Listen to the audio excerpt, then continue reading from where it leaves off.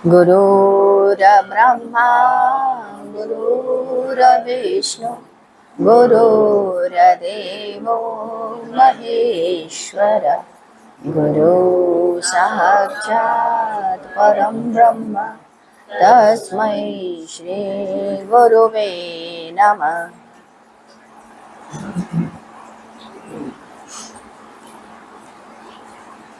आइए आगे पढ़ते हैं। अब 25 दिसंबर सन 1992। आज क्रिसमस का दिन है। उषा जाने लायक नहीं थी। हम तीनों प्रातः 8:45 तक वहां पहुंच गए। वहां चूल्हा जल चुका था, दाल पक रही थी, सब्जी की तैयारी हो रही थी। खीर, पूड़ी, दाल, सब्जी और चटनी बनी। 4 बजे तक सब लोग खाए पिए, फिर उसके बाद कार्यक्रम समाप्त हो गया। आज की सबसे बड़ी विशेषता यह रही कि आज महिलाओं और पुरुषों के द्वारा, जो कि वहाँ नियमित आते हैं तथा वे जो कि गोष्ठी में आते हैं, सभी ने यज्ञ किया और यज्ञ करने के पश्चात उन सबों ने संकल्प लिया। पुरुषों ने एक माला गायत्री का जप किया और महिलाओं ने एक माला माँ लक्ष्मी का जप और हवन किया। हवन के पश्चात सभी लोगों ने अपने हाथों को अग्नि में तपाया और उसके बाद संकल्प लिया। उसके बाद संकल्प इस प्रकार लिया गया। आज दिनांक 25 दिसंबर सन 1992 दिन शुक्रवार, मैं अपना नाम, पुत्र यानी पिता का नाम, निवास स्थान निवासी इस स्थली की, इस पुण्य यज्ञ की अग्नि और भगवान श्री कृष्ण के समक्ष पावन गंगा जल, अक्षत, पुष्प लेकर भगवान विश्वनाथ जी की एवं अपने पूरे कुल की सौगंध खाकर यह संकल्प लेता हूँ कि मैं अपने शेष जीवन को अध्यात्म के उत्कर्ष हेतु व्यतीत करूँगा। दूसरा, इस पूज्य तपोस्थली को पूर्ण सम्मान देते हुए इसका अभिन्न अंग बनकर निष्ठापूर्वक तन, मन, धन और श्रम से नियमित पूजन, साधना, भजन, कीर्तन, गोष्ठी, यज्ञ आदि के सभी कार्यक्रम में भागीदार बनकर स्वयं को न्योछावर करता रहूँगा। तीसरा, अपने बंधु बांधव तथा भावी पीढ़ी को, आने वाली पीढ़ियों को ऐसा करने के लिए प्रेरित करता रहूँगा, जिससे यहाँ के सभी कार्य सुनियोजित ढंग से चलते रहें।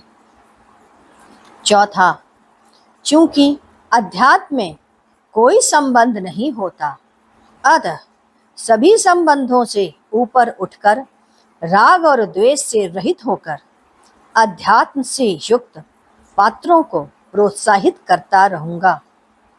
प्रतिकूल और अनुचित पात्रों को इस पवित्र स्थली से दूर रखूँगा। पांचवा, यह मैं प्रण करता हूँ कि अपनी इस पावन स्थली को अपमानित नहीं या कलंकित नहीं होने दूंगा। इसकी पवित्रता अपने जीवन का अधिक से अधिक समय दे करके यहाँ रहूँगा और इसका उत्थान करूँगा। इस तरीके से गुरुदेव ने यहाँ नियमित आने वाले लोगों से यह संकल्प दिलाया। महिलाओं ने और पुरुषों ने, दोनों ने अग्नि को साक्षी मान के भगवान कृष्ण के सामने ऐसा संकल्प लिया। इसके पश्चात सायंकाल को गुरुदेव ने अंडाल की बहुत ही संक्षेप में चेतना स्पंदन को हिला देने वाली, उस चेतन सत्ता से उत्पन्न हुई उस बिंदु की अंडाल की कहानी को कही कि अंडाल पूर्व जन्म में कालिंदी की ही रूप थी। कालिंदी की इच्छा थी कि कृष्ण को बनाने की, अपनाने की, उनके साथ ब्याह करने की। कहते हैं इसीलिए कालिंदी इस रूप में जन्म ली। कालिंदी ने शपथ लिया था कि जिस दिन आपके चरणों की धूल मेरे मस्तक पर नहीं लगेगी, मैं उस दिन प्राण त्याग दूंगी। और एक दिन ऐसा आया कि भगवान कृष्ण किसी कार्य हेतु चल दिए और उनके आने में विलंब होता गया। कालिंदी ने अपना मुख और नाक बंद कर लिया और प्राण त्याग दिया। वही इस जन्म में अंडाल का रूप लेकर के आई। विष्णुदत्त बहुत ही धार्मिक और पूजा पाठ युक्त व्यक्ति थे। उन्हें स्वप्न हुआ कि तुलसी की गांच के पास एक सुकन्या है, उसे ले आओ, उसका पालन पोषण करो। जाकर देखा, एक बहुत ही कमनीय प्रकाशमान बालिका तुरंत की जन्मी पड़ी थी। मन में भ्रम हुआ, कहीं निम्न जाति की तो नहीं। उसी समय आकाशवाणी हुई और उनका भ्रम दूर हो गया। कन्या बड़ी होने लगी, अंडाल बनी। उनकी इच्छा थी कि वह पंढरपुर के विट्ठल जी मुझसे ब्याह करने आए। और एक दिन ऐसा ही हुआ। पुजारी गाजा बाजा लेकर पालकी सजा कर आया और अंडाल को उसमें बैठा करके ले गया विदा करा के। कहते हैं मंदिर का कपाट उनकी पालकी के अंदर जाते ही बंद हो गया। एक बहुत तेज रोशनी हुई और अंडाल उनके विग्रह में समा गई। अंडाल उसी के अंदर विलीन हो गई। इस तरीके से वो कृष्ण के साथ एकात्म स्थापित कर ली। इसके पश्चात 26 तारीख 26 दिसंबर आज प्रातः हम लोग गुरु स्थल पर पहुँचे। चरण प्रक्षालन, माल्यार्पण हुआ। गुरुदेव बातें करने लगे। बात करते करते उन्होंने कहा, जब तक कि मरनी में 17वीं न बीत जाए, मतलब 17वीं दिन न बीत जाए, तब तक साधक को उसके घर का अन्न नहीं खाना चाहिए। 13वां और 10वां का अन्न और जल ग्रहण नहीं करना चाहिए। मृतक के घर जब तक कि उसका शरीर पड़ा रहे, तब तक कभी भी सज धज कर नहीं जाना चाहिए। टीका लगा के, सिंदूर लगा करके नहीं जाना चाहिए। यदि खबर मिले जैसे हो सुहागिन स्त्रियां हैं तो लगा भी लें, लेकिन हल्के में लगाएं। प्रायः बहुत सच समझ के जब जाता है तो उसके जीवन में या उसके पति के जीवन में खतरा की संभावना बढ़ जाती है। सूक्ष्म शरीर लाश के साथ साथ ही चहती है, उसे यह अच्छा नहीं लगता, इसलिए वह आत्मा उस शरीर से नहीं जा पाती तो उससे किसी न किसी रूप में उसके साथ जुड़ जाती है या उसके साथ अनुचित भाव से वह देखती है। दाह संस्कार करने के पश्चात सबसे अंत में नहीं आना चाहिए। सूक्ष्म शरीर वहीं खड़ा रहता है और वो अकेला रहता है।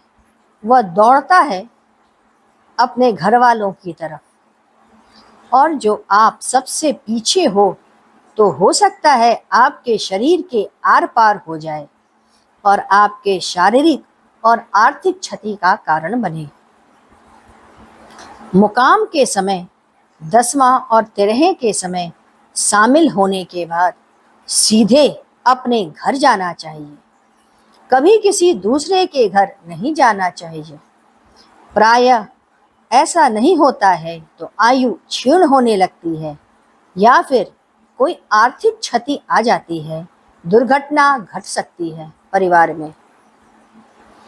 यदि कोई परिवार का संबंधी है और वह व्यक्ति दुष्ट रहा हो, गंदे विचारों से युक्त रहा हो, आपको पता है, तो उसका दाह संस्कार आपको आगे बढ़ करके नहीं करना चाहिए। ऐसे में सूक्ष्म शरीर उसका आपको परेशान कर सकता है। जो गुणवान, भला और साधु प्रकृति की होते हैं, उनका दाह संस्कार को छोड़ करके शेष किसी के भी दाह संस्कार पे जब वह मर रहे हों या मर चुके हों, तो उसके लिए अपने पुत्र या अपने आप को जल्दी आगे नहीं करना चाहिए। मृत्यु के स्थान के आधा मील के अंदर जहां तक हो नहीं जाना चाहिए। साधक है तो वह बच जाता है, क्योंकि उसके साथ उसके जप की और मंत्र की शक्ति रहती है। आइए हम लोग गुरु कीर्तन करें। ओम गुरु ओम गुरु ओम गुरुदेव, जय गुरु जय गुरु जय गुरुदेव। ओम गुरु ओम गुरु ओम गुरुदेव, जय गुरु जय गुरुदेव। ओम गुरु ओम गुरु ओम गुरुदेव, जय गुरु जय गुरुदेव। ओम गुरु ओम गुरु ओम गुरुदेव, जय गुरु जय गुरुदेव।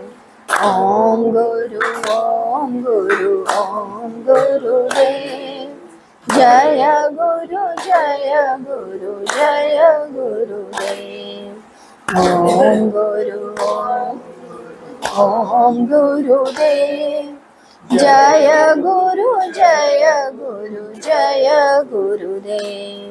बोलिए सद्गुरुदेव की जय।